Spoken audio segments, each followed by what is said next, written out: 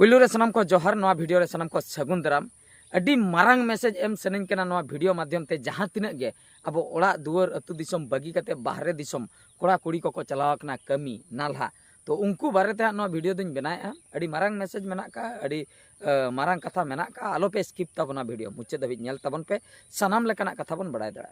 तो नवा वीडियो माध्यम ते निने कथा लई सनन कना जहां तिनक बन चलाव कना जहां जायगा गे बन चलाव कन धरा जो अब बन लई दड़े धरा जो उड़ीसा इन हाँ उड़ीसा निकने उड़ीसा खो सपोज को चलावकना कोलकाता से किचुगान को चलावकना किचुगान हैदराबाद को चलावकना किचुगान तमिलनाडु को चलावकना चेन्नई से किचुगान कर्नाटक बेंगलोर से को चलावकना किचुगान मुंबई को चलावकना दिल्ली को चलावकना गोवा को चलावकना तो उन्हें जहाँ तीना के जहाना कमी के बन चलावकना अकोय होटल रे चलावकना है अकोय मार्बल फैक्ट्री चलावकना अकोय गिलास फैक्ट्री चलावकना अकोय दो सूरत से गुजरात से चलावकना सिलाई कमी अकोय दो लुगड़ी फैक्ट्री चलावकना तो ना गारंटी बनूआ को जे जहार भेगार भेगार कमी बन चलावकना अदो इना लई दो हुयुक कना ना वीडियो माध्यम ते जहां गे जहां जायगा बन चलावकन ओंडेना लैंग्वेज मांग बन नेल माबन चेत कना ओंडेना भाषा इना तायम अब मा जहां गे बन चलाक कना हिंदी तेगे हानते नाते बन रोड़या इना तायम ओंडेना भाषा चेत बखरा अब बन चेष्टाय मा जुदी मी शर्मा बन तहन कना बार शर्मा बन तहन कना मोणे शर्मा बन तहन कना चेत बखरा बन चेष्टाय मा अडी गानी नेल का को 10 बच्चर धाबी को कमी मिमिटन जगह मेनखान ओंडेना लैंग्वेज ओंडेना भाषा चेन हो बाको बड़े जहां लेका को चला कना उनका को रुआड़ हिजुक कना आर मिमिटन होड़ मी शर्मा भीतर रेगे ओंडे को कमीया भाषा को चेक चबाया रियल एग्जाम्पल इन लिया पे ताबना इन हो बाहरे को मन चलावा कान गे उनका मा मुंबई चलावा कना दिल्ली नवा ये सेंते तमिलनाडु सेंते केरल सेंते कर्नाटक सेंते छत्तीसगढ़ कोलकाता भुवनेश्वर नवा को एरिया इन दाणा का गया चलावा कनी किचुगान आबोरेन संताड़ गिद्रा को साला इन नेपेल कना माने नोंका संताड़ ते रोड जोखा मा इन बुझेव को संताड़ गिद्रा कना को मेनखान मेमिटन ऑक्तो नोंकान भाषा कोते को रोड का अड़ी आश्चर्य बुझे माने सरीगे नुई दो संताड़ गिद्रा कना से बांग कना माने उना भाषा दो हुयुक कना जहां को आंजम का को उनाइन लेया उना दो हुयुक कना अब केरल रे जहां तीन ऑक्तुन थाय कना ओंडेन को संताड़ गिद्रा पूरा मलयालम ते किचुगान को रोड़ा पूरा मलयालम ते बांग को ठिका नुई दो मलयालम गिद्रा कना से संताड़ गिद्रा कना अच्छा उनका गे तमिलनाडु ना लैंग्वेज तमिल मेना का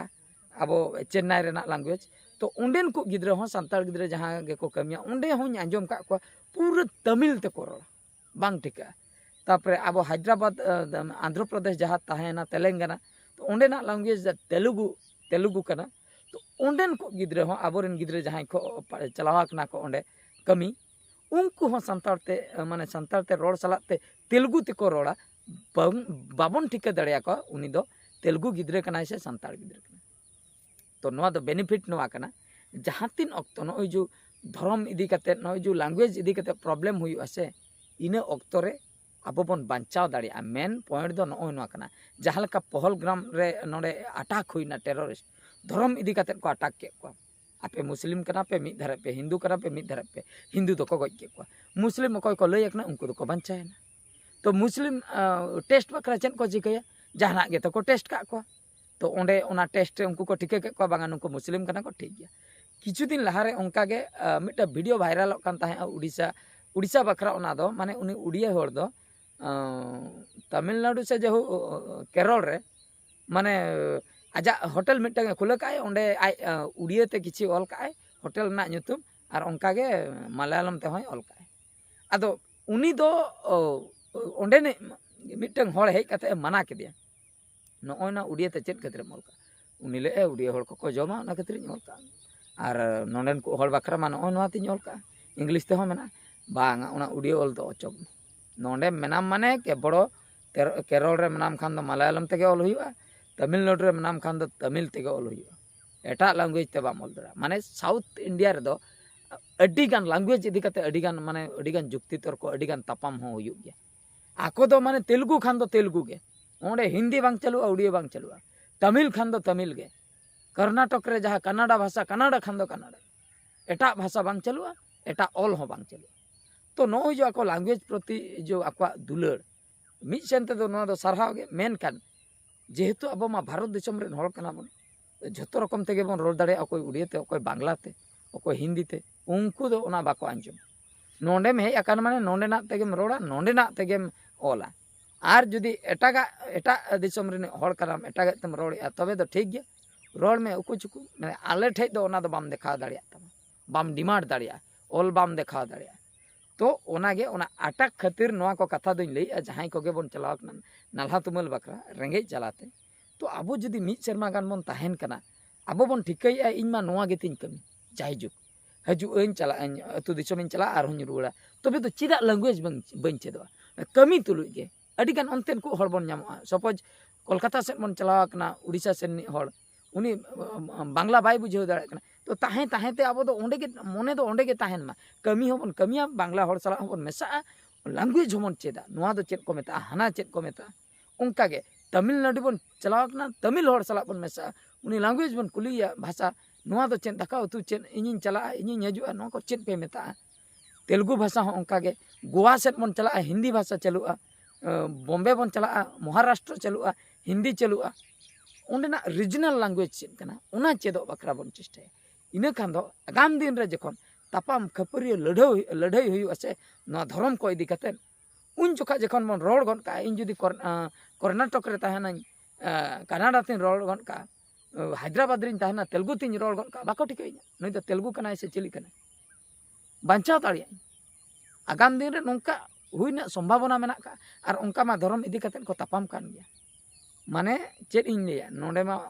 पॉलिटिशियन हों दोष दाड़िया को अड़ी मारांग मारांग लीडर जहां तिना गे अब भारत दिसम रे मेना को माने नो जो धर्म इदी कते अड़ी गान को लड़ाई हचोय बना अब भीतर रे नो जो हिंदू धर्म मुस्लिम धर्म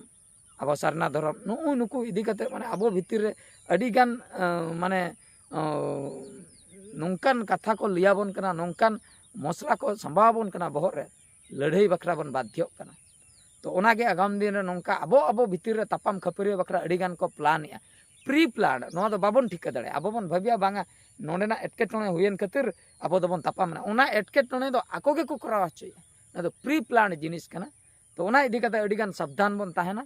आर नो नका बाहरे दिसम जुदी बन चला कना कटी भाषा चेद बकरा बन चेष्टाय मा इन नेल का को मिद सेरमा भीतर अड़ी गान भाषा को चेद का आबोरिन संताल बांग बन ठिका दाड़िया को संताल कनाय से तमिल से तेलुगु से कनाडा कनाय से आर चिली कनाय तो नोगे अड़ी मारांग मैसेज इन मने किया नोआ मैसेज आपे ठिन सेटरा चेदा से बाहरे दिसम कमी अड़ी गान बन सेनोक कना चाकरी बकरी बनु का ऑल पढ़ाव कते हबन सेनोक कना आर नोंका बिन ऑल पढ़ाव कते हबन चला कना नोंका खटा बकरा तो ओना खातिर चेदो खान बन अपनारा गे बेस आर जदी बाबन चेदो एटकेटोणे हुई दड़ेया तालारे ओने दिन कलम से हॉल कलम न ओकाल का माने कुदवातन को दाल हचोयना मा गोज के को ओना तमिलनाडु से रे आबोरिन हड़ को बिहार से रिन कोलकाता अब उड़ीसा कोरिन तो नो नोआ कथा के अड़ी मारांग एटकेटोणे आगाम दिन रे हुईना संभावना मेना का उनकान सरकार मेना को नितो अब भीतर रे तापाम सिरजेव बकरा को छुटेव आकना अब भीतर रे इने खान दो चेद चिका आको उनकान टाइम रे को एंट्री आदो उनको अब भोट बन एमा को ने कथा दो हुयुक कना नोआ तो ओना को झंझट रे आलोबन न्यूरु मा लैंग्वेज जुदी बन चेदा आबवा गे बेस बारिया प्रॉफिट हना लैंग्वेज रे आबवा भाषा बन चेदे आबवा दिसम रे बन दाड़ाम कना हांडेना भाषा बन चेन को ओंडे हबन दाणा दाड़े ओंडे हबन राज दाड़िया ओकोय हो बांको चिके दाड़े बना नो ओना कना प्रॉफिट दो तो ठीक है सनाम को नो कथा गे उचित मने किया ओना खातिर नो वीडियो बनाव किया शेयर तबन पे लाइक तबन पे और चैनल सब्सक्राइब तबन पे माइन कान मुचे रे सनाम को गॉड जोहार।